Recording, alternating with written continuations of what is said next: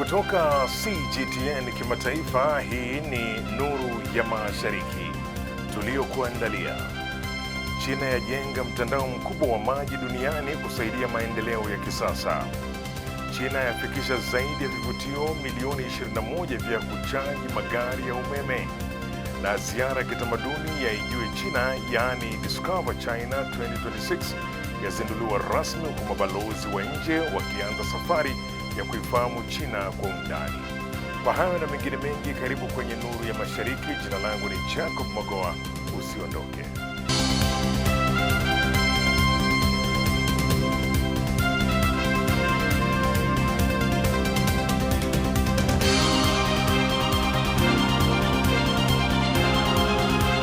Na China imeendelea kupiga hatua kubwa katika kuimarisha usalama wa rasilimali za maji baada ya kujenga mtandao wa kitaifa wa maji unaotajwa kuwa mkubwa zaidi duniani. Mtandao huo unahusisha mabwawa, mifumo ya usambazaji na miradi ya kuhamisha maji kati ya maeneo mbalimbali, hatua inayolenga kuhakikisha upatikanaji wa maji kwa mamilioni ya watu pamoja na kusaidia ukuaji wa uchumi na maendeleo ya kijamii nchini humo. Mwenzangu Semei Wenjala alizamia taarifa hiyo na kutuandalia ripoti ifuatayo. Kwa mujibu wa Wizara ya Rasilimali za Maji ya China, mtandao huu sasa unafikia 80% ya eneo lote la nchi na kuufanya kuwa mfumo mkubwa zaidi, mpana na unaotumika zaidi kote duniani. Taarifa hizo zimetolewa wakati dunia ikiadhimisha siku ya maji duniani mnamo Machi tarehe 22. China imejenga takriban mabwawa na hifadhi za maji 1095 zenye uwezo wa kuhifadhi zaidi ya mita za ujazo trilioni 1 ya maji. Nchi hiyo inaongoza duniani kwa idadi ya mabwawa makubwa. Katika kipindi cha mpango wa miaka mitano wa 14 kuanzia 2021-2025, China ilianzisha ujenzi wa miradi mikubwa 181 ya uhifadhi wa maji, huku uwekezaji ukifikia yuan trilioni 5, ambayo ni takriban dola za Marekani bilioni 824. Hali kadhalika imeanzisha mfumo mkubwa zaidi wa usambazaji maji vijijini duniani, ambapo 96% ya wakazi wa vijijini sasa wanapata maji ya bomba na 71% wananufaika na miradi mikubwa ya usambazaji maji. Mtandao huu umeunganisha maeneo ya kusini na kaskazini mwa nchi kupitia mradi wa kuhamisha maji kutoka kusini kwenda kaskazini. Zaidi ya mita za ujazo bilioni 87 za maji tayari zimehamishwa na kunufaisha watu milioni 195.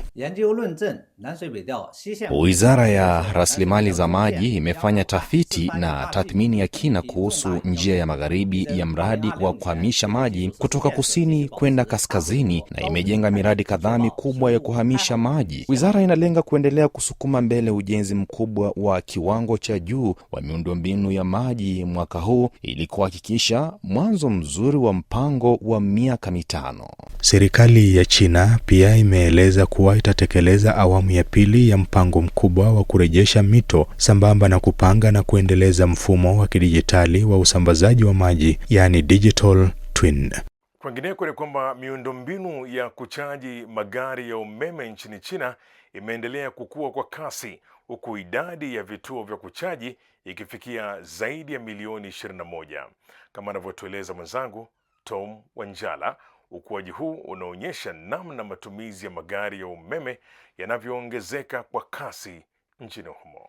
Kwa mjibu wa Mamlaka ya Kitaifa ya Nishati ya China, kufikia mwisho wa mwezi Februari mwaka huu, jumla ya vituo vya kuchaji magari ya umeme vilifika milioni 21, ikiwa ni ongezeko la 47.8% ikilinganishwa na mwaka uliopita.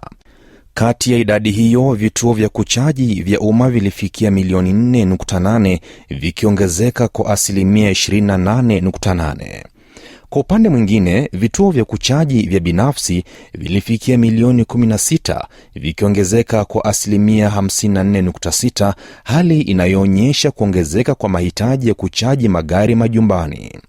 Takwimu hizi kutoka Jukwaa la Kitaifa la Ufuatiliaji na Huduma za Miundombinu ya Kuchaji zinaonyesha ukuaji mkubwa kwa mtandao wa kusaidia magari ya umeme sambamba na kuongezeka kwa mauzo ya magari hayo. Mwaka uliopita sekta ya magari ya umeme nchini China ilikuwa kwa kasi, ambapo uzalishaji ulifikia magari milioni 16.6 na mauzo kufikia milioni 16.5. Hii ni ongezeko la asilimia 29 kwa uzalishaji na asilimia 28 kwa mauzo, kulingana na China Association of Automobile Manufacturers. Mnamo mwezi Oktoba mwaka uliopita, China ilitangaza mpango wa miaka mitatu wa kuboresha miundombinu ya kuchaji magari ya umeme, ikiwa na lengo la kufikisha vituo milioni 28 nchi nzima, huku uwezo wa vituo vya umma ukitarajiwa kuzidi kilowati milioni 300 ifikapo mwaka 2027.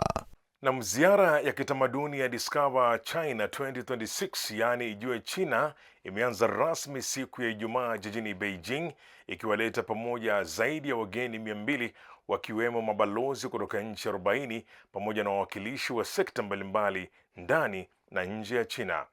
Washiriki hao wataanza safari maalum ya kuchunguza mandhari, utamaduni na maendeleo ya nchi hiyo. Nilizamia taarifa hiyo na kukuandalia ripoti ifuatayo. Ikiwa imeandaliwa na Wizara ya Utamaduni na Utalii ya China, ziara hii ni mpango wa kitaifa wa kubadilishana utamaduni ulioanzishwa mwaka wa 2021. Tangu kuanzishwa kwake, zaidi ya wanadiplomasia 500 kutoka nchi 107 wameshiriki, wakitembelea mikoa na maeneo 21 kote nchini China. Hafla ya uzinduzi ilifanyika katika wilaya ya Shunxi, eneo ambalo hutambulika kama lango la kwanza kwa wageni wengi wanaoingia China. Maonyesho maalum yaliyoandaliwa hapo yaliwavutia sana washiriki kwa kuonesha kwa ubunifu uzuri wa mazingira, maendeleo ya viwanda na urithi wa kitamaduni wa eneo hilo. Ziara ya mwaka huu imeboreshwa kwa njia mpya inayojumuisha miji mbalimbali ikiwemo Chongqing, Guangdong, Sichuan, Shanxi na Hubei. Kufikia mwisho wa mwaka, ziara hiyo inatarajiwa kufikia jumla ya mikoa na maeneo 21. Kupitia macho ya wanadiplomasia, hadithi za China zinatarajiwa kusambazwa duniani, kuanzia urithi wa kihistoria wa Silk Road, maendeleo ya vijijini hadi utamaduni wa China na maadhimisho ya China Spring Festival. Baadhi ya mabalozi wameelezea kuvutiwa kwao na uzoefu huo. Participated in 2 trips so far. I was in Guizhou and I was in Jilin. Both trips were really spectacular, showcasing these 2 completely different parts of China. China is quite impressive country, quite big, diversity, especially the nature. And I was watching the program for this year, and I'm planning to join many activities, if possible. Katika miaka ya hivi karibuni, sekta ya utalii wa wageni wanaoingia China imekuwa ikikua kwa kasi, ikichangiwa na upanuzi wa sera za kutotoza visa kwa baadhi ya nchi, matumizi makubwa ya malipo ya kidijitali, pamoja na maboresho endelevu ya huduma za utalii na utamaduni. Mwaka wa 2025 pekee, China ilipokea zaidi ya wageni milioni 150 kutoka nje ya nchi, ongezeko la zaidi ya 17% ikilinganishwa na mwaka uliotangulia. Mapato ya utalii yalizidi dola bilioni 130 za Marekani, huko zaidi ya wageni milioni 30 wakiingia nchini humo bila visa. Ziara hii inaendelea kuwa daraja muhimu la kuunganisha mataifa kupitia utamaduni, huku ikiipa dunia taswira halisi ya kuvutia na yenye heshima kuhusu China. Na mpango maarufu wa mafunzo ya ufundi kutoka China unaendelea kupanua wigo wake barani Afrika, ukivuka sekta za jadi na sasa kuingia kwa kasi katika ulimwengu wa teknolojia ya kidijitali. Karakana za Luban, mpango wa China wa kutoa mafunzo ya kitaalamu nje ya nchi kwa miaka kadhaa, zimekuwa daraja muhimu la ubunifu na maendeleo ya ujuzi kati ya China na Afrika. Zimepewa jina la fundi stadi wa kale wa China, Luban, na zinawakilisha mfano wa ushirikiano wenye manufaa kwa pande zote katika elimu ya ufundi. Kwa taarifa zaidi basi, hebu tusikilize basi ripoti ifuatayo. Kadri ushirikiano kati ya China na Afrika unavyozidi kupanuka kutoka miradi ya miundombinu ya jadi hadi sekta mpya zinazoibuka, juhudi za kukuza vipaji nazo zimebadilika sambamba na mahitaji hayo. Katika chuo kikuu cha Machakos nchini Kenya, karakana ya Luban imevuka mipaka ya nadharia darasani na kuanza kushughulikia mahitaji halisi ya uchumi wa kidijitali. Kwa mujibu wa Eric Omuya, mwenyekiti wa idara ya kompyuta na teknolojia ya habari chuoni hapo, wanafunzi sasa wanapata muda zaidi wa kufanya mazoezi ya vitendo badala ya kutegemea nadharia pekee. Initially, we had students training mostly on theoretical aspects of computing or technology, but through the Luban workshop, students are able to have more time to do their practicals. Mfumo unaotumika unajulikana kama EPIP, ambapo uhandisi huweka msingi, mazoezi huimarisha ujuzi, ubunifu huzalisha mawazo na miradi hushughulikia changamoto za kitaifa. Mfumo huu unaweka mkazo mkubwa kwenye ujuzi wa vitendo. Aidha, Wizara ya Teknolojia ya Habari na Uchumi wa Kidijitali nchini Kenya inaandaa sera ya matumizi ya akili bandia yaani AI, huku wataalam kutoka Chuo Kikuu cha Machakos wakishiriki katika mchakato huo. The Ministry of ICT and Digital Economy in Kenya is trying to come up with the ICT policy on AI. And Machakos University staff, myself included, are participating in that process. Mfano huu sasa unaenea nje ya Kenya katika chuo cha teknolojia ya ufundi cha kisasa cha Tianjin kaskazini mwa China. Mpango kama huo unaendelea kushirikisha utaalamu wa hali ya juu na washirika kutoka Morocco na Tanzania. In many African countries, Chinese companies have established related enterprises or production lines. With the export of these production technologies, we have a situation where many local enterprises urgently need high-skilled technical talents in their industries. Na kwenye sehemu yetu ifahamu China hii leo, Zakia Pong anatufahamisha jinsi mwalimu kijana wa shule ya msingi kusini magharibi mwa China anatumia dansi za mtaani kuwajengea wanafunzi wake kujiamini, hasa wale wanaoishi mbali na wazazi wao au kutoka familia zilizovunjika. Karibu basi tujiunge naye Zakia Pong.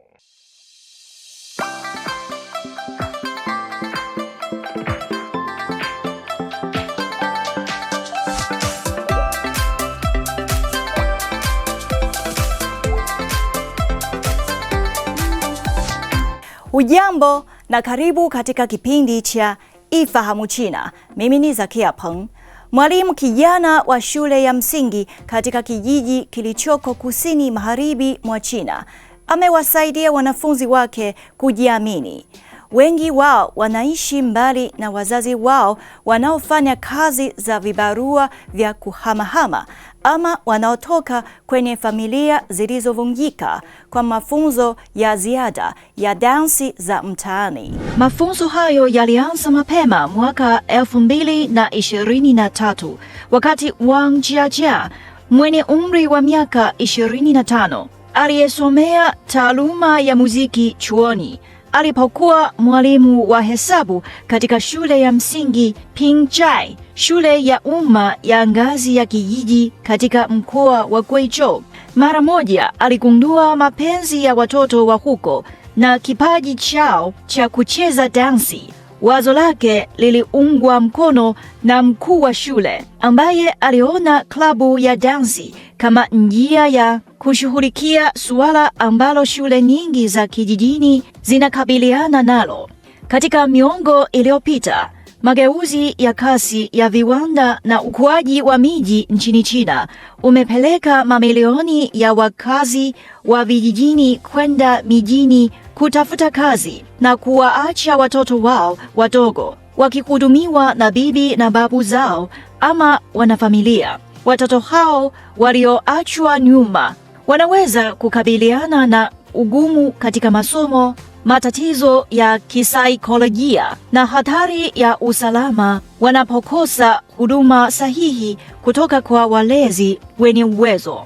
Kwa kuungwa mkono na shule, Wang alianza kuwafundisha dansi watoto mwezi Machi mwaka 2023 ili kuamsha mapenzi ya wanafunzi kwenye aina hiyo ya sanaa. Mara nyingi alitumia dansi maarufu mtandaoni na kuwafundisha wanafunzi wake, na baadaye kupiga picha za video za watoto wanaocheza dansi na kuzituma katika mitandao ya kijamii. Video hizi fupi zilipata ufuatiliaji mkubwa na kusifiwa sana katika mtandao.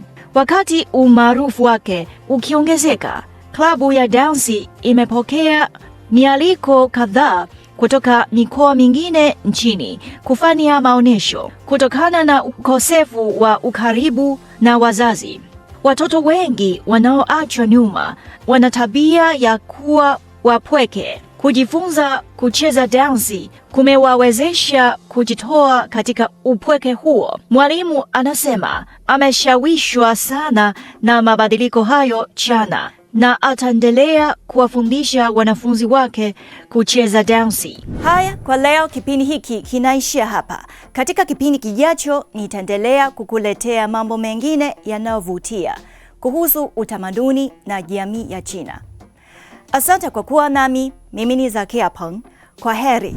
Na mtazamaji, sasa ni wakati wa Jifunze Kichina. Katika sehemu hii tunawaletea masomo ya lugha ya Kichina hatua kwa hatua na kwa njia ambayo ni rahisi zaidi na ya kuvutia. Basi karibu kwa pamoja ili tuweze kujifunza lugha ya Kichina.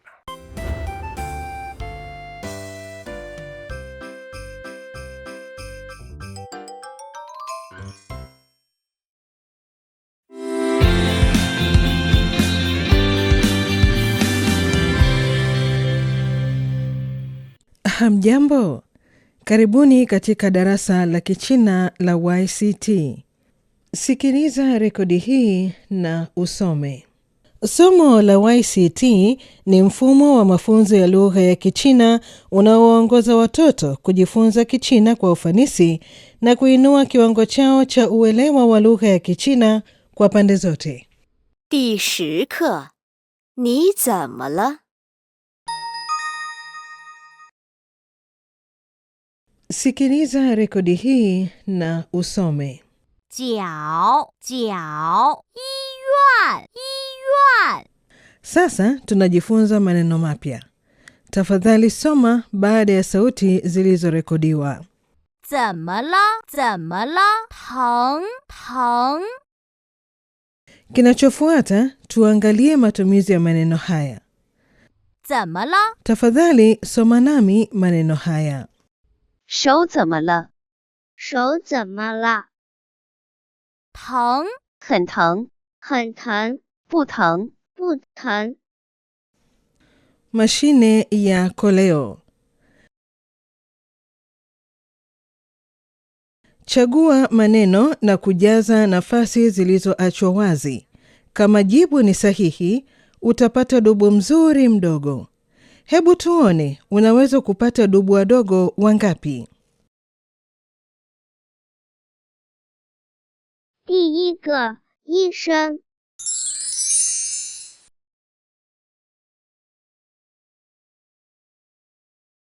第二个，学校。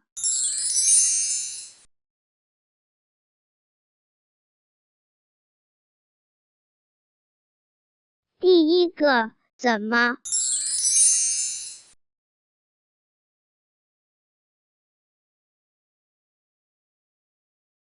第二个，不疼了。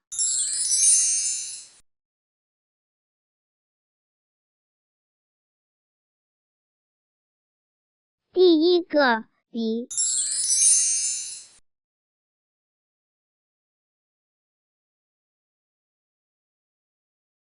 第二个，什么？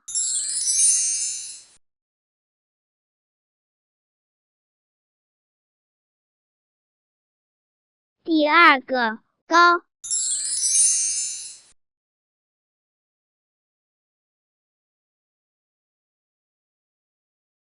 第二个，起床。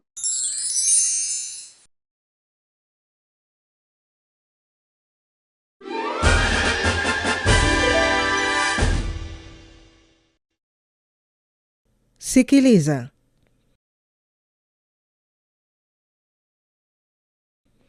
Sikiliza rekodi na chagua picha inayoendana nayo. 家里没有牛奶了。3， 我不吃了。1， 我的脚不疼了。4， 我明天不去学校了。2，